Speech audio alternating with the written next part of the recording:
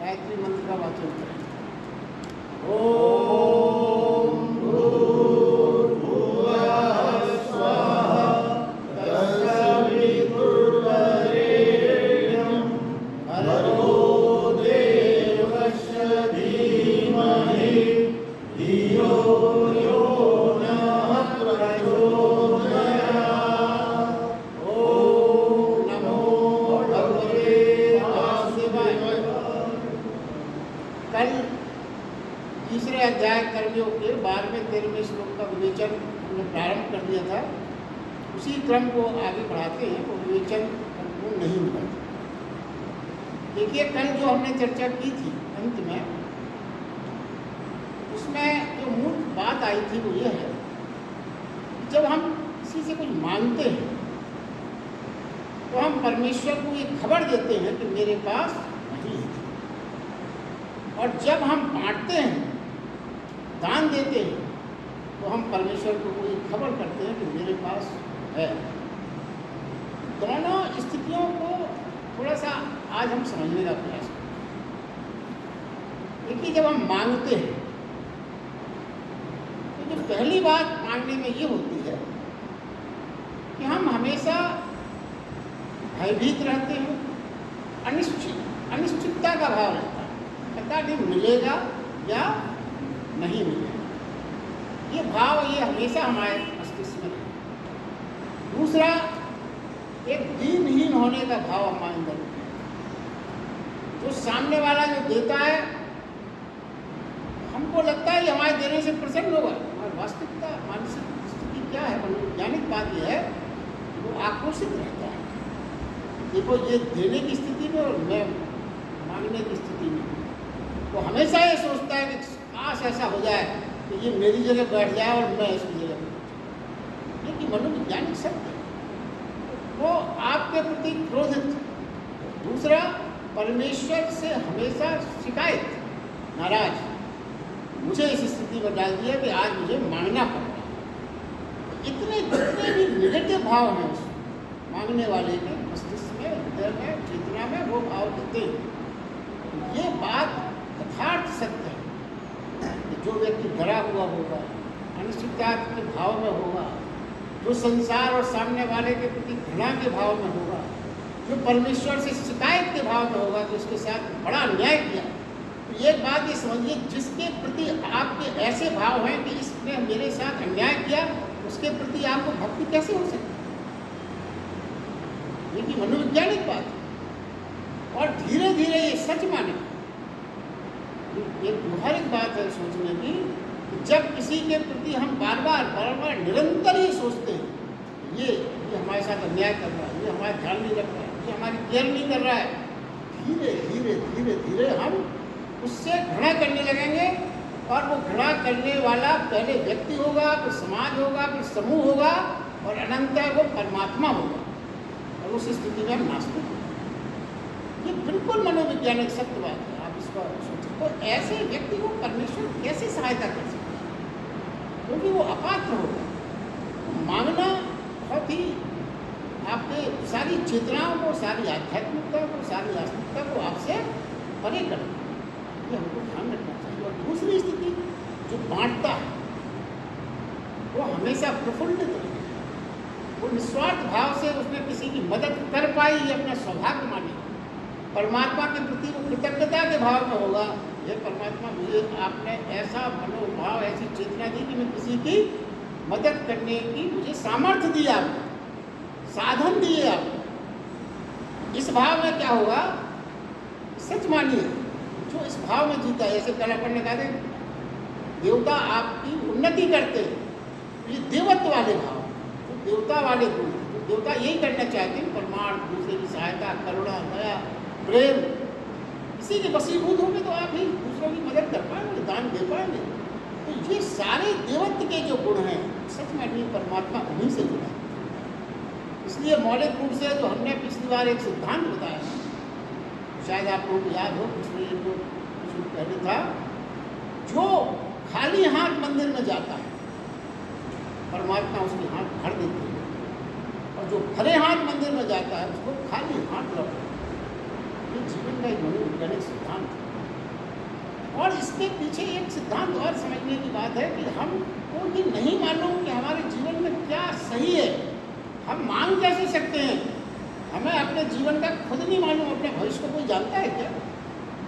हम कभी कभी कहते हैं कि हमारा लड़का ये हो जाए, मगर परमात्मा जानता है कि आपका बेटा किस कार्य क्षेत्र में सफल होगा। तो अगर आप उसको गलत कार्य क्षेत्र में ले जाने का प्रयास करोगे तो वहाँ असफलता मिलेगी। और आपने जीवन में अपने कई उदाहरण ऐसे सोचे होंगे, देखे होंगे। मेरी खुद बड़ी बहन, सगी बहन मेरी, हमेशा पढ़ाई में BSc तक फर्स्ट क्लास में, मगर PMT में उसका कभी सिलेक्शन नहीं। इंटरमीडिएट से लेकर BSc तक 3 बार PMT। तो लास्ट में उसने शादी के बाद LLB किया और वो डिस्ट्रिक्ट एंड सेशन जज होकर रिटायर हुआ। स्टेट हो गई। तो क्या मतलब, हम लोग ये समझ गए कि इसके किस्मत में काला कोट था, अपन सफेद कोट का प्रयास कर रहे थे, भगवान ने नहीं होने दिया। ऐसा ही है जीवन। तो हमको पता ही नहीं है कि हम क्या मांगना सही है, तो ये भगवान के ऊपर छोड़ दिए। अपने पुरुषार्थ करिए, तत्काल जो समय है आपके जीवन का सही उपयोग करिए, सही कार्य करिए, ईमानदारी से, अच्छी नीयत से आप अपने काम में लगे रहिए। फल देने की जो बात है वो भगवान को छोड़ दीजिए। देखिए, विवेकानंद जी का एक छोटा सा दृष्टांत आता है। विवेकानंद भी, आपको भी सभी को अंदाज हुआ कि शुरुआत जीवन उनका बहुत गरीबी में बीता। इतना गरीबी में बीता है, आप जिस तरह किसी ने विवेकानंद जी की पढ़ी होगी उसको निश्चित रूप से पढ़ा होगा। तो विवेकानंद जी के यहाँ बड़ी मुश्किल से 2 लोगों का भी खाना नहीं जुट पाता था। एक ही का खाना जुट जाए तो बड़ी बात थी। और उनके घर में 2 लोग थे, उनकी माँ थी, बड़े लोग थे। विवेकानंद अक्सर अपनी माँ से जब देते थे, वो एक ही व्यक्ति का खाना है आज उनके यहाँ, तो माँ से कह देते थे कि माँ, आज तो मेरा एक मित्र की दावत है, मैं तो दावत खाने जा रहा हूँ। और ऐसा कह के वो घर से चल देते थे। अब जब उनके गुरुजी, गुरुदेव रामकृष्ण जी उनके गुरु थे, जब उनको ये बात समझ में आ गई, पता था उनको, तो वो गए, उन्होंने ये कहा कि तू क्यों परेशान होता, अंदर चला जा, माँ से मांग ले। तू तो माँ का आनंद भक्त है, मांग ले जाके माँ से, जो मांगेगा वो तुझे माँ दे देगी। बात तो सही है। तो सर, विवेकानंद जी ने अपनी जीवनी में एक जगह खुद लिखा है, मैंने पढ़ा था। विवेकानंद जी अपने गुरु की बात सुनकर माता काली माता के मंदिर में अंदर गए और बहुत देर खड़े रहे, वापस आ गए। गुरुदेव रामकृष्ण जी ने पूछा कि क्यों मांगा? नहीं मांगा। क्यों नहीं मांगा? मुझे ध्यान ही नहीं रहता मांगने का। जब मैं माँ के सामने था, मांगना भूल जाता हूँ। दोबारा गए, 3 बार गुरुदेव ने उनको धक्का दे के, खेल के, समझा के अंदर भेजा। 3 बार वो ना मांग सकते। मांगना, मैं वहाँ जाता हूँ तो मैं तो अपने आप को सम्राट ऐसा महसूस करने लगता हूँ माँ के सामने, जैसे मुझे सर्वस्व मिल गया। मांगने की स्थिति नहीं रहती है मेरे। और अंत में विवेकानंद जी अपने गुरु के चरणों में गिर गए। बोले, गुरुदेव क्यों मेरी बार बार परीक्षा ले रहे हैं? मुझे पता है यदि मैं माता के सामने मांगूंगा तो उस दिन आपके द्वार मेरे लिए बंद हो जाए। ये है। तो देखिए, बात यह है कि द्वार उन्हीं के लिए खुले हैं परमात्मा के जो मांगते नहीं, उसी के लिए द्वार खुले हैं। तो इस बात को छोड़ देते हैं कि तेरी जो मर्जी वो मुझे दे, तेरी जो इच्छा वो मुझे प्रदान कर। जो इस भाव में जीवन जीते हैं मित्रों ने सब मिलता है। ये इस कहानी से ये है। देखिए, अब आगे अपन ये कहते हैं कि जो यज्ञ रूपी कर्म में प्रविष्ट होता है, जो यज्ञ रूपी कर्म अपन ने कल में एक श्लोक में दिया था। यज्ञ रूपी कर्म है जो कर्म परमात्मा को समर्पित हो या जो अपने लिए ना हो, निस्वार्थ भाव से किए गए कर्मों को यज्ञ रूपी कर्म कहा जाता है। तो वो कहते हैं यज्ञ रूपी कर्म में जो प्रविष्ट होता है, दिव्य शक्तियाँ उन्हें बिना मांगे सब दे जाते हैं, बिना मांगे। क्योंकि दिव्य शक्तियों को मालूम है कि तुम्हें क्या चाहिए, कैसे चाहिए, बिना मांगे। मगर क्या है, यदि हम अपने पर भरोसा करते हैं, मैं ही सब करूँगा, मैं ही अर्जित करूँगा, मैं ही अपनी समस्याओं को करूँगा, तो हम आकांक्षा करते हैं, कामना करते हैं, अपने लिए हित के लिए बातें करते हैं, तो क्या होगा? जो यज्ञ रूपी कर्म जो आप कर रहे हो वो क्या होगा? वो दूषित होगा। क्योंकि आप आपने जहाँ अपनी पर्सनल आकांक्षा और कामनाएं उससे जोड़ी, क्योंकि यज्ञ कर्म का पहला था कि आप अपने लिए न मांगे, परमार्थ के लिए हो, निस्वार्थ भाव से आपकी कर्म हो। मगर जहाँ आपने उसमें अपनी आकांक्षा, अपनी अभिलाषाएं, अपनी इच्छाएं जोड़ी, तो वो क्या होगा, फिर वो दूषित कर्म हो जाएगा। फिर जिसे कभी नहीं मांगा, जिसने कभी नहीं मांगा उसे ही सब मिल जाता है बिना मांगे, दिव्य शक्ति द्वारा। क्या है यज्ञ रूपी कर्म में? क्या है? धन्यवाद पूर्वक, धन्यवाद पूर्वक परमात्मा जो कर रहा है उसकी स्वीकृति, धन्यवाद पूर्वक परमात्मा जो कर रहा है उसकी स्वीकृति पूर्ण श्रद्धा से। तो फिर क्या होगा, जिसे कभी नहीं मांगा गया वो भी आपको मिलेगा। अब यहाँ पर जो इसको आप अपने जीवन से जो आजकल जो घटित हो रहा है उस परिवेश में आप सोचें, क्या है, कामना करने के लिए यहाँ तो मना करते हैं, पर अपना मन नहीं मानता, अपन सांसारिक प्राणी है, अपन तो मांगे। क्या है, आप ये बात देखिए, व्यापारिक दृष्टि से आप सबको या तो अनुभव किया होगा या पता ही होगा, बड़ी बड़ी कंपनियाँ मैन्युफैक्चरिंग यूनिट डाल रही है, वो पहले पूरे मार्केट का सर्वे करती है कि पब्लिक आजकल किस चीज़ की डिमांड कर रही है। जैसे कोई कपड़े वाला भी अगर कोई कपड़े की फैक्ट्री डाल रहा है तो पहले वो सर्वे करेगा किस तरह की लाइटिंग है जनता की, किस डिज़ाइन के, किस फैब्रिक के, किस तरह के कॉस्ट्यूम्स उसको बनाना है। जब वो उसका पूरा सर्वे होगा उसी अनुसार फिर वो अपने मैन्युफैक्चरिंग करेंगे। ये नहीं कि आप 1995-96 के स्टाइल के कपड़े आज बनाएंगे, नहीं बिकेंगे।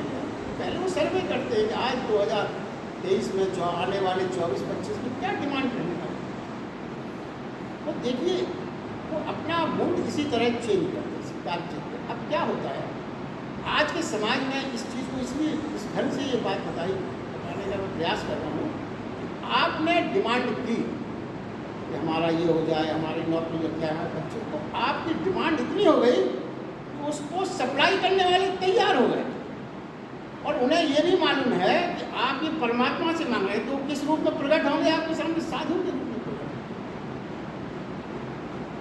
साधु के रूप में प्रकट होकर आपसे ये कहेंगे बस मैं आपका सब काम, ये अनुष्ठान, आप तो घर में आराम से बैठिए, बस इतने रुपये लाइए, हम आपका अनुष्ठान करते हैं, यज्ञ करते हैं, ये करते हैं। तो ये क्यों हो रहा है? क्योंकि आपकी डिमांड इतनी बढ़ गई है कि सप्लाई करने वाले पैदा हो गए हैं, हम ही आपने पैदा किए। अगर हम ये जो आगे पीछे आपको बताया गया, अगर हम ये समझ लें कि परमात्मा किस तरह से देगा, तो हम उनकी बात सुनेंगे नहीं। तो ये जो पाखंड हो रहा है, और फिर क्या होता है, ऐसे लोग क्या करते हैं, हम लोगों को ठग लेते हैं। तो जो थोड़ा बहुत हमारे पास था भी वो भी छीन के चले जाते। रोज़ ये घटनाएं हो गई। तो हमें क्या पाना है, कैसे पाना है, ये गीता में ये सब चीज़ें समझाई गई। और जीवन में अगर हमने ये समझ लिया ना, गीता में ये बताया गया था, अब हम इनकी इस तरह का विश्वास नहीं करेंगे, यही तो गीता का लाभ है। और मैं की कोशिश यही रहती है हमेशा कि मैं आपको वो चीज़ें बताऊँ जो गीता में आज के परिवेश में जीवन से जुड़ी। इससे भगवान ये कहते हैं आगे, जो मूल बात इस श्लोक में और थी, 12-13 श्लोक में भगवान कहते हैं यज्ञ से जो मिला उसे बांट दो, यज्ञ से जो मिला उसे बांट दो, शेयर करो। नियम यह है कि आनंद बांटने से और बढ़ता है, आनंद जीवन का विस्तार है। देखिए बुद्ध महावीर, बुद्ध भगवान, महावीर भगवान, गुरुदेव, प्रारंभिक काल का अगर आप उनकी जीवनी देखें तो शुरू में जंगल गए थे, जंगल में जाके उन्होंने वर्षों तपस्या तब किया, साधना की, हिमालय में रहे और जंगलों में रहे। मगर जब उन्हें कुछ प्राप्त हो गया, बुद्ध भगवान को, महावीर भगवान को जब कुछ प्राप्त हो गया, तो वो क्या है, वो बांटने के लिए संसार में आ गए। महावीर भगवान और बुद्ध भगवान ने अपने धर्म का जो प्रचार किया, वर्षों 30-40 सालों की अवधि, मुझे ठीक से नहीं मालूम, मगर बहुत लंबे समय तक उन्होंने तब किया जंगल में एकांत अकेले। मगर जब उन्हें कुछ प्राप्त हुआ तो उस प्राप्त होने के समय वो वापस आए संसार में बांटने। कबीरदास जी भी क्या कहते थे, कबीरदास जी का अगर आपने तो उसके उसमें आया है कि आनंद को उसी तरह उलीचना है, आनंद को उसी तरह उलीचना है जैसे नाव में पानी भर जाए तो दोनों हाथों से अपन उलीचना। अगर आपको आनंद प्राप्त हो तो उसी तरह उलीचो जैसे नाव में पानी भर जाता है, तो अपन दोनों हाथों से बिल्कुल उलीचते जाते, रुकते नहीं हैं। और अगर आप सोचें तो वेंटिलेशन अगर आपको अपने कमरे में प्रॉपर रखना है तो एक खिड़की से आए दूसरे खिड़की से जाए, ये रोज के अनुभव है हमारे। अगर आपने एक ही खिड़की रखी तो वेंटिलेशन का आनंद आप नहीं ले पाओगे। देखिए, और नदी बहने दो, बहने दो। यदि आपने उसको रोका तो कुछ देर बाद वो पोखर का रूप मिलेगी, पानी सड़ने लगे। तो ये चीज़ें हमको समझना चाहिए। अपन के क्या रहता है, जो मिल गया उसको अपन तिजोरी में बंद करके रखना चाहते हैं। अपन चाहते हैं कि बस इसको तो हम अब नहीं निकालने देंगे, जाने नहीं देंगे, बाकी हम और जो आता जाए तो उसको अपन बिल्कुल 7 ताले के भीतर रखना शुरू करें। ये सिद्धांत है गलत, और अपन सोचते हैं कि सुरक्षित है, सुरक्षित नहीं है, सुरक्षित नहीं है। वो ऐसी तरह से निकल जाता है ना, अपन ने प्रत्यक्ष देखा है। या तो आपके बाल बच्चे उसको बर्बाद कर देंगे, या आप किसी ऐसे अस्पताल में आपको किसी को परिवार के जन को या किसी को जाना पड़ेगा तो सारी तिजोरी खाली हो जाएगी। 1, 2, 4, 6 दिन होता है इसका अपन को। और देखिए, भगवान कृष्ण कहते हैं वो है प्राणी जो ऐसा करता है वो चोर है। चोर शब्द का इस्तेमाल किया होगा, जो परमात्मा से, जीवन से, जगत से जो भी मिल रहा है उसे रोक लेता है, अपने निजी अहंकार के लिए इकट्ठा कर लेता है, वो चोर है। ये इस श्लोक में कहा गया है। और ये चोरी जो है ये किसके खिलाफ है? ये परमात्मा के खिलाफ है चोरी, क्योंकि उसने आपको बांटने के लिए दिया और आप नहीं बांट रहे हैं, आपने रख लिया। ये चोरी किसके खिलाफ कर रहे हैं? ये चोरी भगवान के खिलाफ है, परमात्मा के खिलाफ। वो ये कहते हैं कि आपसे गुजरा वो साधन, वो संपदा आपसे ऊपर गुजरी, यही क्या कम है? गुजरी तो आपके पास से, यही क्या कम है? और बांटने के बाद जो बचे उसे ग्रहण करना ही श्रेष्ठ है। बांटने के बाद जो बचे उसे ग्रहण करना ही श्रेष्ठ है। गीता में जो अभी इस श्लोक में लास्ट में आया था, श्रेष्ठ कर्म कहते हैं जो बांटने के बाद बचे उसे वो ग्रहण करें। आगे का जो श्लोक है 14वां श्लोक, वो मैं समझता हूँ पर्यावरण के बारे में जो हमारी आज की अवधारणा है, चिंतित है, उसका पूरा उल्लेख इस 14वें श्लोक में आया जो आगे दे रहे हैं। और यही गीता की व्यवस्था है।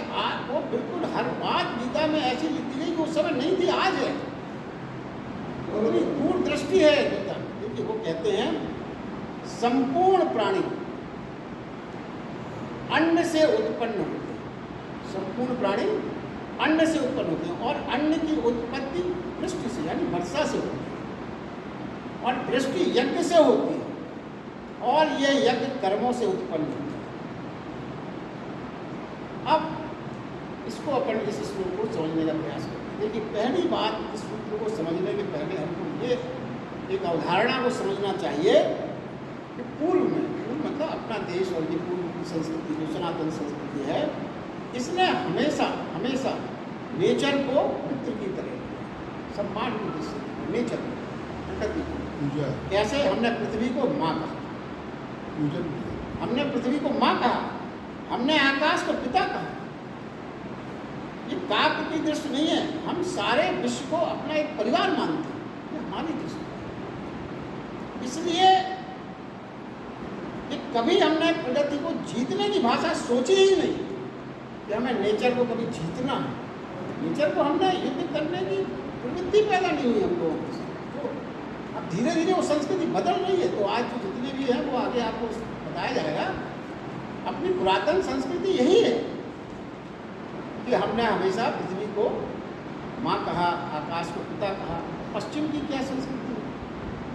पश्चिमी की संस्कृति है कि प्रकृति और मनुष्य के बीच बुनियादी शत्रुता का भाव है। वे कहते हैं हमें नेचर को जीतना है, लड़ना है और हराना है। ये पश्चिम की सोच है। यह पश्चिम का भाव बिल्कुल गलत है। क्यों गलत है? देखिए, भला कोई अपनी माँ से जीतता है? माँ को कैसे जीतोगे आप? माँ को नहीं जीता जाता। हम और फिर अगर आपको ये बात मान लो लगे हुई कि ठीक है, तो ये बात तो सभी मानेंगे वैज्ञानिक दृष्टि हुई कि हम नेचर के एक पार्ट हैं, हम नेचर के एक पार्ट हैं और एक अंश है हम प्रकृति के, इसमें कोई संदेह नहीं। तो जब हम एक अंश हैं तो पूरी उसको कैसे जीत सकते हैं? जैसे आप हाथ आपका अंश है शरीर का, अब हाथ चाहे कि हम पूरे शरीर को जीत लें, कैसे संभव है? तो प्रैक्टिकली तो ये सोच ही गलत है।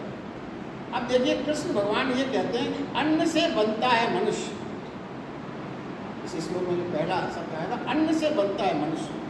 तो यहाँ मुख्य विचार की बात यह है, अन्न को आप पदार्थ के रूप में नहीं ले सकते, क्योंकि अन्न से हमारा जीवन बन रहा है, वो पदार्थ के रूप में अन्न को नहीं ले सकते आप। अन्न से मनुष्य निर्मित होता है, ये कहा गया।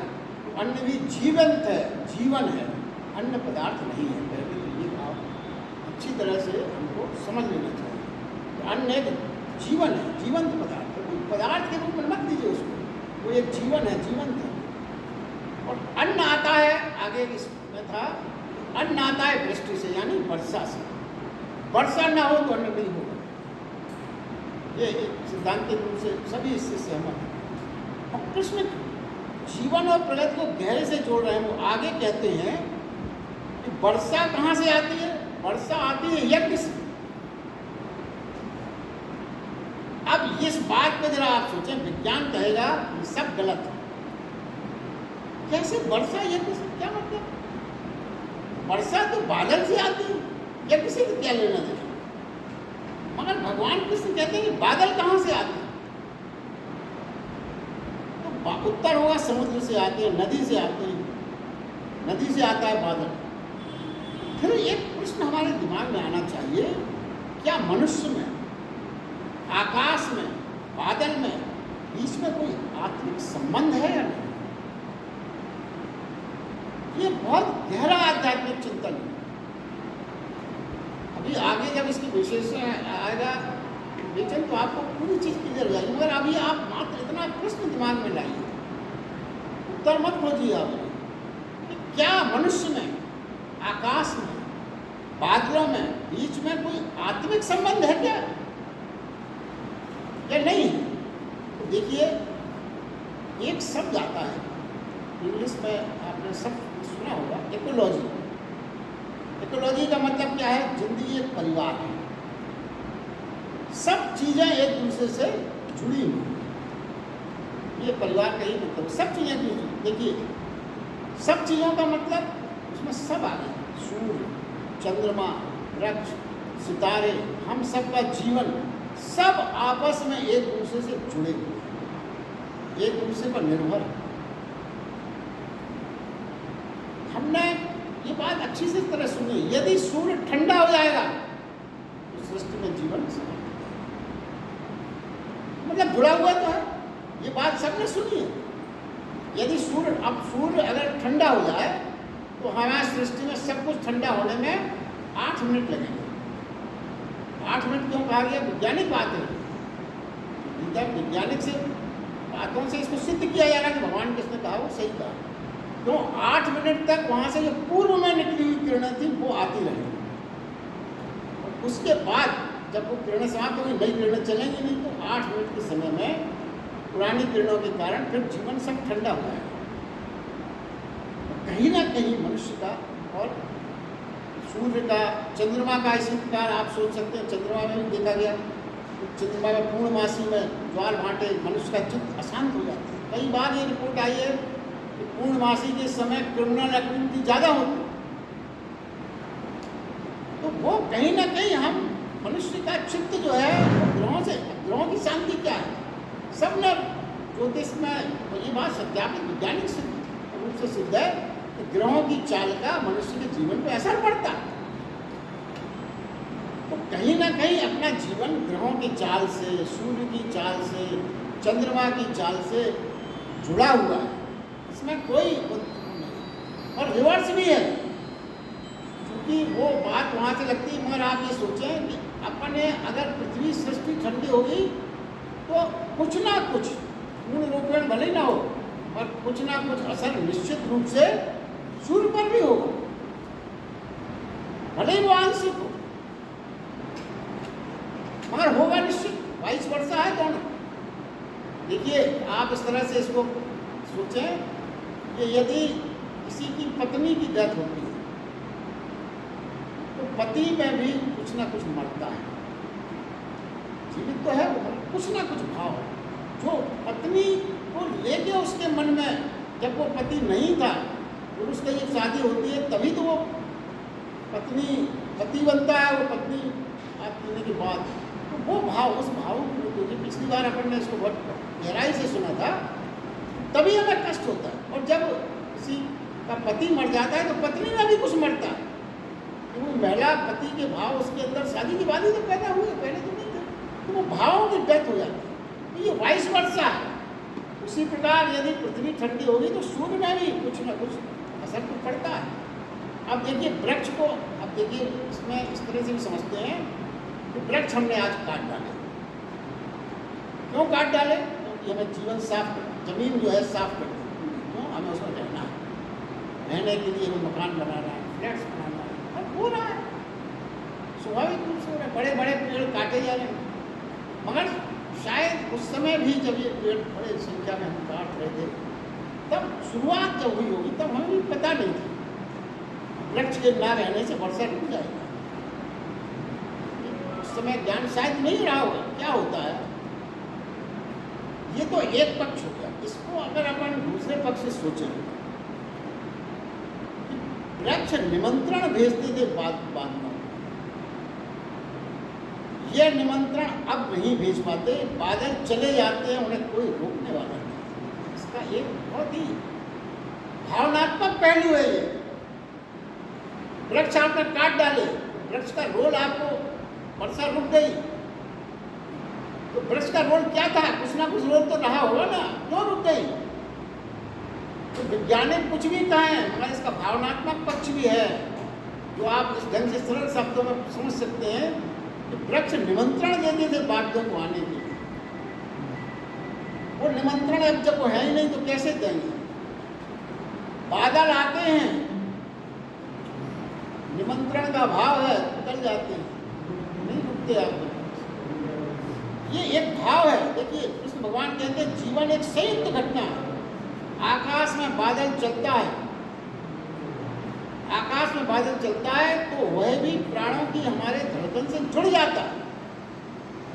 सूरज चलता है तो वह भी हमारे प्राणों की धड़कन से जुड़ जाता है। और फिर वो है कि यज्ञ के कर्मों से क्या संबंध है? देखिए कि मनुष्य जब अच्छे काम करता है, मनुष्य जब अच्छे काम करता है, परमात्मा को समर्पित होकर जीता है तो परमात्मा भी उसकी फिक्र करता है। यदि आप परमात्मा को समर्पित होकर काम करेंगे, अच्छे काम करेंगे, तो परमात्मा को भी उसकी फिक्र होगी। प्रकृति भी उसकी चिंता करती है, नेचर भी उसकी चिंता करती है उस प्रति की। फिर क्या होगा? बादल वर्षा भी करेंगे और वृक्ष फलों से भर जाते हैं। आप पहले देखिए, पहले की इसमें कितना वो आया कि हर जगह फल फूल अपने आप लगे रहते थे, कोई लगाने तक की जरूरत नहीं पड़ती थी जंगलों में। आपने रामायण में पढ़ा होगा कि कभी लोग चाहे जहाँ जाते थे जंगल में, हर जगह उन्हें फल फूल उपलब्ध रहते थे। हनुमान जी के उसमें आपने कई जगह पढ़ा होगा। अब देखिए कुछ बातें जो हैं हमारे जीवन में रोज घटित होती हैं, पूरी तरह से घटित होती, मगर हमारा ध्यान नहीं जाता उसमें। और हम क्या है, दिक्कत क्या है, वही प्रोसीजर, आध्यात्मिक चेतना में भी वही प्रोसीजर है, हम उस अनुभव को मिला नहीं पाते। देखिए अभी छोटी सी चीज़ आपको हम ध्यान देना, आपका पूछना चाहेंगे। रोज का अनुभव है वो हमारा, रोज का एक अबोध बालक जो हाल फिलहाल अगर पैदा होता है जब, तो उस बालक की जब कोई ज़रूरत होती है तो वो रोता है, बिल्कुल आपको पता है। अब उस समय उसकी क्या स्थिति होती है इसका आप जरा सा चिंतन करें। एक तो उसकी इच्छाएं बहुत सीमित होती हैं, रोने में क्या चाहिए उसको? कुछ नहीं, सिर्फ भूख लगी होगी, छोटा बालक की हालत पैदा होगा। अब वो ये नहीं जानता है, अबोध बालक कितना भी अबोध हो, ये तो जानता है कि ये जो मेरी इच्छा है कौन पूरा कर सकता है? मेरी माँ। किसी और के बारे में वो नहीं सोचता। देखिए आध्यात्मिक यही है। हमारे जीवन में कई जगह ये आया, अपन ने समझा है कि जो संत होते हैं वो बच्चों के समान सरल हो जाते हैं। कई जगह आपने नहीं सुना होगा। तो सरलता कई मतलब हम इतने अबोध हो जाएं कि हमें लगे कि ये जो हमारी इच्छाएं हैं वो सिर्फ परमात्मा ही पूरी कर सकते। उस अबोध बालक को जैसे ये ज्ञान होता है, ये जो हमारी इच्छा है ये सिर्फ हमारी माँ ही पूरी कर सकती है। और वो इच्छा पूर्ति के लिए मात्र अपनी माँ को ही जानता है, किसी और को नहीं जानता। और उसकी इच्छाएं भी बिल्कुल सीमित होती हैं, उतनी ही रहती हैं जितनी जीवन जीने के लिए जरूरी है। अच्छा देखिए इसके आगे फिर क्या होता है? इसके आगे क्या होता है कि धीरे धीरे वो बच्चा बड़ा होता है। फिर यदि वो अपनी पात्रता सिद्ध करता है बच्चा, जैसे जैसे खेल में श्रेष्ठता दिखाए, वो पढ़ने में श्रेष्ठता दिखाए, श्रम में तत्परता दिखाए, संस्कारवान हो व्यवहार में, माँ बाप उसकी, फिर अगर ऐसी पात्रता वो बच्चा अपने में डेवलप कर रहा है, क्या होगा? माँ बाप स्वयं उसकी चिंता करके बिना उसके कहे उसकी जरूरतें पूरी करते हैं। मांगना नहीं पड़ता ऐसे बच्चों को, जिसने अपनी पात्रता सिद्ध कर दी। कि आप घर में परिवार में सोचें, ये रोज आपके साथ घटित हो रहा है, इसमें कोई गीता नहीं है। कोई बच्चा यदि आपकी श्रेष्ठता से आगे बढ़ रहा है जा रहा है तो बच्चे को मांगना नहीं पड़ता। और अभी कभी आपके परिवार में उस बच्चे ने ये कह दिया कि पिताजी रहने दीजिए, अभी आप हाथ बहुत तंग है, फिर कभी देख लेंगे, आप क्यों चिंता कर रहे हैं मेरे बारे में, तब तो आपका घर स्वर्ग हो गया। आपको कितना अभिमान होगा अपने परिवार पर अगर कोई बच्चा ये कह सके। ये चीज़ हमारे यहाँ रोज हो रही है, रोज हम कर रहे हैं, बिना कहे बच्चे की इच्छा पूरी कर रहे हैं, बिना उसकी श्रेष्ठता उसकी पात्रता भर को हम परखते हैं। तो परमात्मा भी यही तो करता है, हम और आपको सिर्फ और सिर्फ अपनी पात्रता को बढ़ाना। मांगना कुछ नहीं है, बच्चा आपसे कुछ नहीं मांगता, मगर उसकी पात्रता को देख के हम खुद करते हैं। तो ये जो अपने घर परिवार में रोज हो रहा है, यही तो अध्यात्म है। कहीं और दूर जाने की आपको जरूरत है, ये बात है। और देखिए एक और आपको बात बताएं, ऑक्सफोर्ड यूनिवर्सिटी में एक प्रयोगशाला है, उसका नाम है डिलावर। आप चाहें तो गूगल पर सर्च कर सकते हैं। वहाँ पे क्या होता है, वो बहुत गहरे गहरे प्रयोग करते रहते हैं। एक प्रयोग की चर्चा यहाँ करना मुझे उचित लग रहा है। क्या है, उन्होंने दो बीजों को समान जमीन में समान तरह की सुविधाएं, मतलब एक सी खाद, एक सा वातावरण, एक सी वायु, टेम्परेचर एक सा, सब एक साथ थोड़ी थोड़ी दूरी पर उन्होंने उसको रोपा। ठीक है, उसके बाद उन्होंने क्या किया, ये बिल्कुल वैज्ञानिक प्रयोग है, इसका प्रूफ करते डिलावर नाम की जो वहाँ पे प्रयोगशाला है ऑक्सफोर्ड यूनिवर्सिटी। एक अंकुरण के समय उन्होंने एक पौधे के पास पॉप म्यूजिक खूब बजाया। पॉप म्यूजिक मतलब इसमें आप समझ गए, चीखना चिल्लाना, बिल्कुल इस तरह का बात संगीत किया। और दूसरा जो वृक्ष था, दूसरा जो पौधा बीज अंकुरित हो रहा था, वहाँ पे भजन टाइप का संगीत, शांति वाला संदेश देने वाला संगीत, प्रार्थना वाला संगीत वो बजाया था। और उनका जो विश्लेषण है बहुत आश्चर्यजनक है। उन्होंने ये पाया कि जहाँ प्रार्थना और शांति और भक्ति का संगीत बजा था, उसका अंकुरण बहुत तेजी से बड़े स्वस्थ ढंग से हुआ। और बिल्कुल सेम कंडीशन में जो पॉप म्यूजिक वाला अंकुरण हुआ वो बहुत कमजोर हुआ, धीरे धीरे हुआ। अब क्या है देखिए, वो कही है कि जो शांति और प्रार्थना वाला संगीत था, उसका जब पौधा बड़ा हुआ उसमें बड़े सुंदर फूल खिले। और जो दूसरा पॉप म्यूजिक वाला जहाँ बजाया जा रहा था, उसके पौधे में कोई दमी नहीं थी, बड़े निर्जीव से, फूल भी खिले तो छोटे से, बिल्कुल बेकार से। अब देखिए यहाँ पे अपन ये बताना चाहते हैं कि ये सब क्या है, इसका रिजल्ट समझने की कोशिश करें। ये है कि संगीत से भी तरंगें पैदा होती हैं जो आपके विकास को पकड़ती हैं। तो देखिए जब संगीत से तरंगें पैदा होती हैं, ये सिद्ध हो गया क्योंकि आदमी के कर्मों से, आदमी की चित्त की चेतना से, आदमी के अहंकार से और अहंकार शून्यता से, क्रूरता से और विनम्रता से, दोनों स्थितियों में क्या अलग अलग तरंगे पैदा नहीं होती? निश्चित रूप से होंगी ही, इसमें कोई दो मत है ही नहीं। अलग अलग तरंगे की पैदा होंगी और फिर क्या होगा कि आपने एक जीवन और अनुभव किया होगा, किसी व्यक्ति को देख के उस आपको इच्छा होती है कि इससे बात करें, इसको गले लगा लें। रोज के अनुभव है हमारे। और किसी व्यक्ति को देख के होता होगा कि हट जाए जल्दी से जल्दी, इससे ये बात ही नहीं। क्यों होता है ऐसा? ना आप उसको जानते हैं, ना आपका उसने कुछ बिगाड़ा है, ना आपका उससे कभी पहले मुलाकात हुई है, फिर भी ऐसा होता है। ये क्यों? ये तरंगें निकलती है शरीर से उसके, वो तरंगें आपके प्रभावित करती हैं आपके विचार को, आपके। तो देखिए है क्या, समझना यहाँ ये है कि मनुष्य से जो प्रगति के लिए तरंगें निकलती थी पहले, जब अपन माँ मानते थे, पिता मानते थे, वह आज टूट गई। सच्चाई है आज।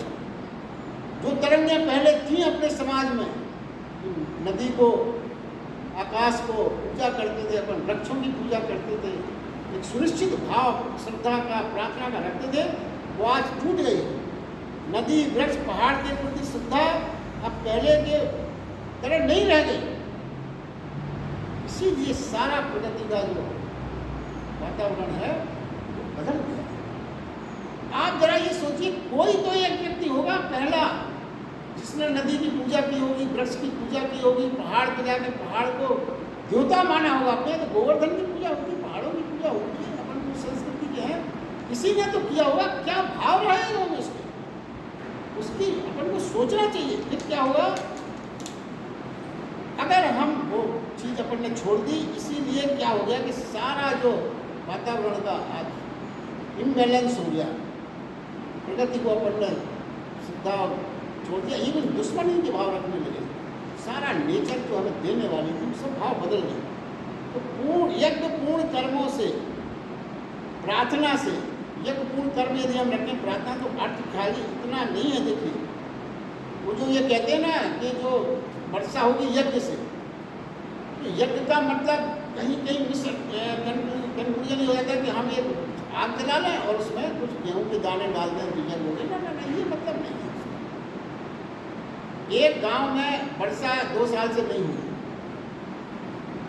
देखिए यज्ञ का क्या मतलब है ये समझने की कोशिश करते हैं। एक गांव में 2 साल से वर्षा नहीं, गांव वालों ने सोचा कि भाई ये गीता में लिखा है यज्ञ करने से, इसने बता दिया होगा, उन्होंने था यज्ञ का आयोजन किया, पूरा गांव इकट्ठा हुआ, हवन शाम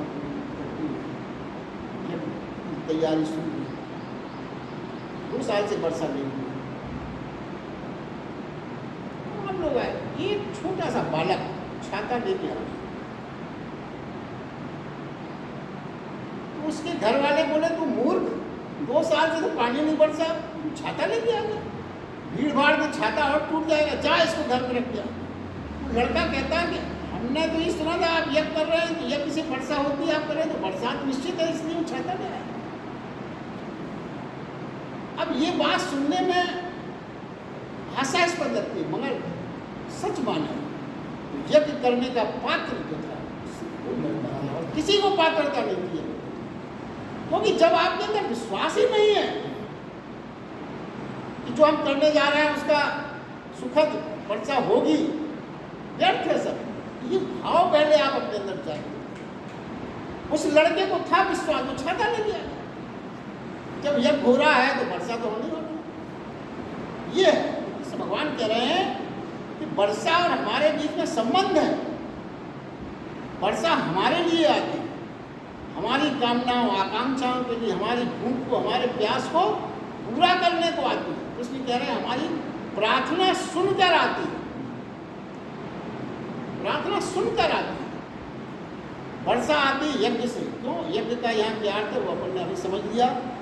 जब परमात्मा को समर्पित होकर आप जियोगे तो फिर परमात्मा आपकी चिंता करेगा, प्रगति आपकी चिंता करेगी। फिर क्या होगा? बादल वर्षा डालेंगे, वृक्ष फलों से लद जाएंगे, नदियाँ भी अपनी गरिमा के साथ बहेंगी, सूरज चमकेगा, जीवन में फिर आपके एक मस्ती, खुशी और रंग सुगंध पैदा होगा। और इसका उल्टा अगर आप सोचें कि व्यक्ति जब अहंकार से भरता है, सोचता परमात्मा कुछ नहीं है, मैं ही हूँ, जो कुछ भी हूँ, सर्वस्व में हूँ, तो फिर सब कुछ विकृत होना शुरू होगा। ये बात समझने की, ये बात हमें स्वीकार करना होगा।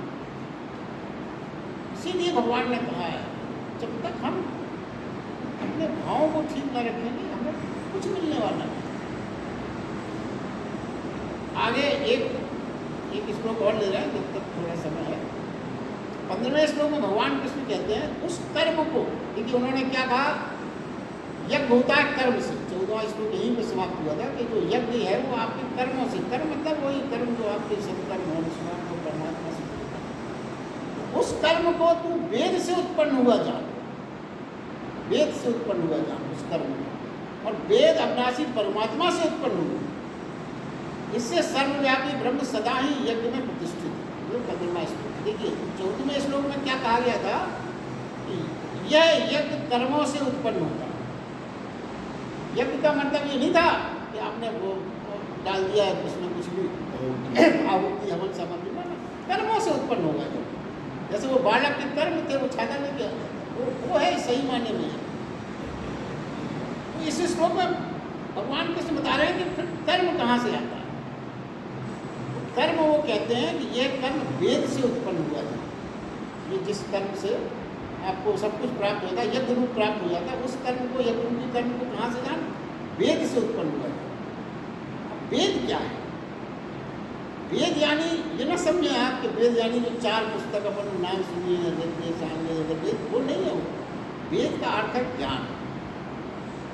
वेद का अर्थ है ज्ञान। ज्ञान अनंत है, गतिवान है। और जो कुछ भी वेदों में संग्रहित है वो ज्ञान है। ज्ञान की श्रुतियाँ हैं, जो महान पुरुषों के जो ज्ञान थे वो ही उसी में समाहित किए गए। तो फिर क्या हुआ, कर्म 2 प्रकार के हुए। जो हमारे जीवन में कर्म चलेंगे 2 प्रकार के, एक तो ज्ञान से उत्पन्न कर्म और एक अज्ञान से उत्पन्न। तो देखिए, ज्ञान से उत्पन्न कर्म, इसमें वो कहते हैं कि जो परमात्मा कर रहा है, करा रहा है, जो कर्म हमसे, वो सब कुछ वो ज्ञान से उत्पन्न हुआ कर्म होगा। तो ज्ञान से जो कर्म उत्पन्न होगा वो अहंकार से शून्यता होगी। ये दोनों चीज़ें संयुक्त है। निरहंकारता मतलब अहंकार शून्यता, और आपका कर्म ज्ञान, ज्ञान और अहंकार शून्यता आपकी चेतना में जो है वो ये भी कर्म है, वो दोनों संयुक्त हैं। और जो अज्ञान में कर्म होगा उसमें अहंकार मौजूद रहेगा। तो अज्ञान और अहंकार दोनों संयुक्त रहेंगे। आप ऐसी स्थिति, मन स्थिति नहीं ला सकते कि आप सोचो कि मेरा ज्ञान मिट जाए और अहंकार भी बना रहना, ना। दोनों चीज़ें संयुक्त हैं, दोनों चीज़ें संयुक्त रहेंगी। फिर विचार है ये ज्ञान कहाँ से पैदा हुआ, तो ज्ञान वेदों से यानी परमात्मा से उत्पन्न हुआ। तो देखिए, कहा यह जाता है, क्यों ऐसी बात कही गई, क्या अपन सोचते हैं कि वेद परमात्मा ने रचे, ये अपन मानते हैं। रचना का मतलब ये नहीं है परमात्मा ने बैठ के लिखा, ना, ये नहीं है इसका मतलब। क्या फिर मतलब है, परमात्मा की चेतना, परमात्मा की चेतना बहुत से निरहंकारी प्राणों में उतर जाती है। प्राणियों में परमात्मा की चेतना बहुत से अहंकार शून्य जो व्यक्ति है उनके अंतस में उतर जाती है, और इन चेतनाओं के द्वारा परमात्मा ने आगे नहीं लिखा। परमात्मा की चेतना कई अपने ऋषि मुनियों, संतों, जिन्होंने अहंकार शून्यता की अवस्था पाली, समाधिस्थ की अवस्था पाली, उनके अंदर परमार्थ चेतना उतर गई, और उस परमार्थ चेतना के द्वारा, चेतना के कारण वो लिख सकते। हाँ, ये बात जरूर है, वही लिखा। उन्होंने क्या लिखा? उन्होंने वही लिखा जो परमार्थ चेतना ने उनसे लिखवाया। कई बार ऐसा हुआ है जीवन में, कई महापुरुषों ने कहा कि वो कैसे लिख गए कविता, कैसे ही हो गए। रविन्द्रनाथ टैगोर ने कई बार कहा कि जीवनी में आप पढ़िए, उन्होंने कहा है कि मेरी जो श्रेष्ठतम रचनाएं हैं वो मैंने नहीं की, कैसे हो गई मुझे नहीं मालूम। और एक बात और, उनकी किताबें जिन्होंने पढ़ी हैं वो उन्होंने लिखा हुआ कि जब उनको ऐसा आभास होता था कि कोई चेतना उनके अंदर निकल रही तो उनके पास जो बैठे थे तो वो उनको विनम्रतापूर्वक कहते थे कृपया आप मुझे एकांत कर दीजिए, छोड़ दीजिए। वो एकांत में रह के रचना करते थे उस समय।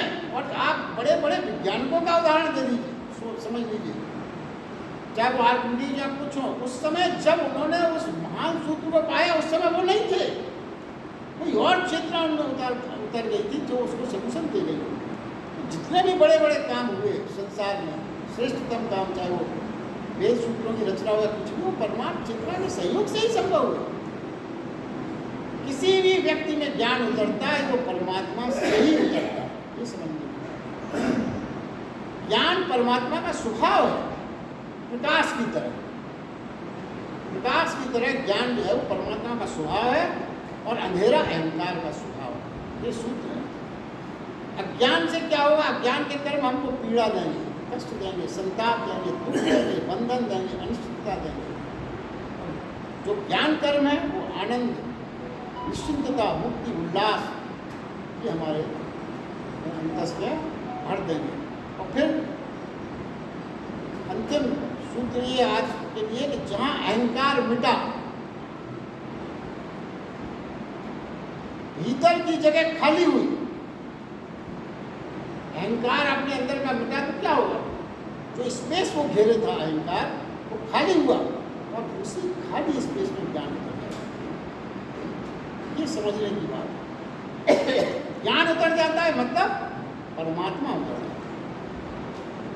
और यज्ञ रूपी कर्म जो करता है उसके भीतर ज्ञान से कर्म निकलते हैं और वही ज्ञान मुक्तिदायी है। अंत में एक छोटी सी कहानी आपको और सुना के आज की बात शुरू करते हैं। जापान में एक जैन नामक बहुत बड़े फकीर थे। तो क्या था, उनको ये बहुत नाम था उनका। एक प्रोफेसर साहब थे यूनिवर्सिटी, अब प्रोफेसर साहब थे, नेचुरली अपने आप को बहुत, वो उनसे मुलाकात करने गए। मैं बड़ा नाम सुना है। वो पहाड़ के ऊपर उनका झोपड़ी थी जहाँ वो रहते। उन्होंने उनसे कहा, ऊपर गए, चढ़ते हुए वहाँ गए, बुरी तरह से थक गए, पसीना आ रहा है प्रोफेसर साहब को। उन्होंने कहा कि आइए आइए बैठिए। बोले नहीं, मुझे तो ये बताओ धर्म क्या है, परमात्मा क्या है, सत्य क्या है, ये जानने आया। सुना आप सब जानते हैं। थोड़ा विश्राम कर लीजिए, थोड़ा बैठ लीजिए, अभी आप थक रहे हैं, चाय वाय पी लीजिए, उसके बाद बताएंगे आपको जो आप पूछना है। प्रोफेसर साहब ने सोचा कि मैं तो इससे आध्यात्मिक चर्चा करने आया और ये चाय की बात कर रहा हूँ। ठीक है, मगर आए गए तो कोई बात नहीं, तो ठीक है चाय पिला दीजिए। उसके बाद तो जो फकीर थे, जैन फकीर, उन्होंने उनको एक प्लेट के ऊपर एक कप रख के दिया, खाली कप दे दिया। बोले आप इसको संभालें, मैं चाय डेटली में बना के लाता हूँ। अब वो चाय बना के लाए और उन्होंने डेटली से उस चाय कप में चाय डालना शुरू किया। डालते गए, पूरा कप भर गया, पूरी प्लेट भर गई, वो रुके नहीं। प्रोफेसर साहब बोले क्या कर रहे हैं आप? प्रोफेसर साहब बोला किस पागल में आ गए, इसलिए तो मैं इसके यहाँ क्या पूछने आया था, ये तो अजीब हरकत कर रहे हैं। बोले आप क्या कर रहे हैं? अरे आपकी इसमें बूंद नहीं आ सकती, एक बूंद चाय भी नहीं आ सकती, तो आप गाड़ी चले जाओ, खाली जगह कहाँ है? यही तो मैं आपसे कह रहा हूँ, पहले अपनी जगह खाली तो कर लीजिए। सत्य, धर्म और परमात्मा जैसे को प्रतिष्ठित करने के लिए जगह चाहिए। वो जगह है नहीं, कहाँ बिठाओगे उनको? आप उनको बुलाना चाहते हो, कहाँ रखोगे? आपकी तो हर चीज़ भरी हुई है। प्रोफेसर साहब को समझ में आ गई, वो उठे, उन्हें प्रणाम किया। बोले क्यों, कहाँ जा रहे हैं? बोले अब जब खाली कर दूंगा इसमें जब आऊँगा आपसे चले जाओ। ये जीवन की सच्चाई है। हमें सब पाना है, मगर हम अपनी पात्रता डेवलप करते हैं। उन चीज़ों को हम अपने अंतस में रोके हुए हैं। दूसरी चीज़ों के लिए जगह ही नहीं है तो कहाँ से आए? चलिए आज के लिए आप इतना बहुत धन्यवाद। आज बहुत